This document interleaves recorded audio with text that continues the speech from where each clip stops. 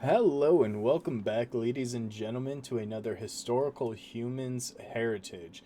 Today we are going to the nation of Russia, where we are visiting a site notable for its wooden cathedrals. Quite a beautiful display, isn't it? Yes, we are headed all the way to a small island located on Lake Onega to the wonderful place called Kizhi Pogost, which translates as basically the Pogost of Kizhi or the Kizhi enclosure, which I just find that very funny. It's just just the way the language works here. Etymology can be very funny. I will give you that. Um, yeah, so as is promptly depicted in just the wonderful overview shot we have of the place. Uh, it is a all wood um, set of cathedrals from the uh, 18th century, I believe. Late 19th. It's like No, no, 1870, no, no, no, no, no, no, no, 1862. no, no, no, no. The cathedrals are 18th century. The churches. Oh, yeah, yeah, yeah. However, however, the clock tower, which is this sort of octagonal building on the far left of the image, that is from the U.S. Civil War. That is from the mid No, the 19th. Confederacy built it.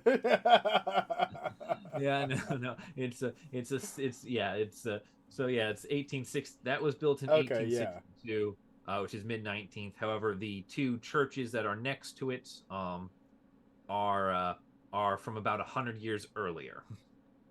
Yes, that once again we are measuring time via America, as this is from one Civil War ago. Americans will use anything to measure except for the metric system. Yep, or even just anything sensible regarding time. uh, um, these churches that we have and their clock tower all together form the enclosure of Kizhi and become the UNESCO World Heritage Site. They are, however, not the originals that were on the site. The original churches were in fact built in the 16th century, but were destroyed by lightning, or as it was known then, the hand of God, in 1693. About just before Oh. beginning of the uh, 18th century. They were then shortly thereafter rebuilt. I believe analysis of the materials sets the construction dates for the churches at about 1714. Okay, yeah. Uh, so it took Dendrochronology. That's we can yeah. we can talk about that for a quick Oh second. yeah, dendro. Yeah, it. Yeah. So the dating for how old these buildings are comes largely from dendrochronology, um, which is uh, well, it's only possible because the buildings are made entirely out of wood and carpentry. There is nothing else there. Yeah, which dendrochronology is counting the rings on the tree to see how old it is, and you can actually measure it and tie it to an actual year and date. So that's exactly what they did, and they did it by looking at the timbers. And the coolest part about this church is it was built so skillfully with two wooden domes to the point where we don't actually have the skill or the capability to recreate something like this. So it's very much one of a kind. Yeah, yeah, we can rebuild it, just not out of wood. All our modern technology, we don't know what to do with this. Um, I would also like to point out here one of my personal favorites uh, in the description of it all is so there is the church, all the churches and even the bell tower, um, all have cupola, which I just love those things. I love the word. So those are the you see like the little mushroom caps on top of like I think they everything. look like cloves of garlic, but yeah. Yeah. Like those little caps. So those little buttress things on the top of buildings are called cupola. And one of the things that makes the architecture out here unique is that the buildings, with the exception, I believe, of the bell tower, all have are are all multi-cupola buildings, which is a art style that is um, prevalent really only in Eastern Orthodox architecture, and even then, it is very closely tied more to Russia than it is to other places. Anywhere you find Orthodox religion, you will find this type of architecture.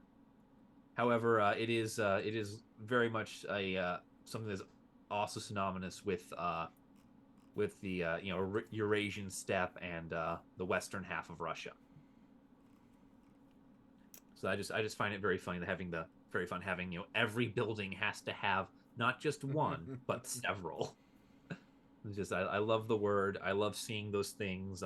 They appear outside Russian architecture as well. The Duomo in Florence has one. So it's not specific to Russia, but having multiple on a building is very much Eastern Orthodox. And the thing that I personally really like about this site and this building is, one, it takes the natural materials of the landscape and it finds a beautiful way to use it, but then also it blends in phenomenally with the local landscape. It fits in, it's very in place, but it truly is just mastery of the artwork, of the skill. And like you pull up the images of the skill of the little what did you call them, the capulas, Cupola. cupulas. I say it different every time just because I am like that. But yeah, it's Cupolas. Cupolas. Cupolas. Yeah. But anyways, like you look at It's the the king pictures cupola. and they're very, very intricate, very detailed. You look at the Yep. inside, the artwork is Yeah. unreal. And it appears incredibly idyllic and incredibly naturalistic, especially for a site that is as heavily or as densely urbanized as this. As you can see, the two churches, the Prush Bell Tower, this lodge in front, they're all, all of this is within, uh, it says the entire property is all within half a hectare. So that's, just, a few hundred acres. Wow, and just look at that size, especially when you look at these humans next to the buildings for scale. Just how big this is. I'm sorry. I have my math was off. So yeah, it's half a hectare, so it's about 1.25 acres. So this is a fairly small. This is a very densely packed property, Yeah, and especially to have such large buildings. it still feels incredibly just open, natural, and idyllic. It's like these buildings are packed in tighter than a New York apartment. I don't think it's quite to that extreme. That's quite the next level. Yeah, they are very. And I will say, I will say, Justin, the that UNESCO agrees with me as it refers to as it refers to them as as onion domes for the cupolas. So that's point for me. On that Refers to them as disappointing bombshell, I think that's a good point for us to wrap up this video. Yeah, I don't like taking losses like that. So if you enjoyed the video, thank you for watching. Please give it a like and check out our other videos. And please be sure to check out the Humanitaire Collections linked in the description down below. Thank you guys for watching, and we'll see you in the next video.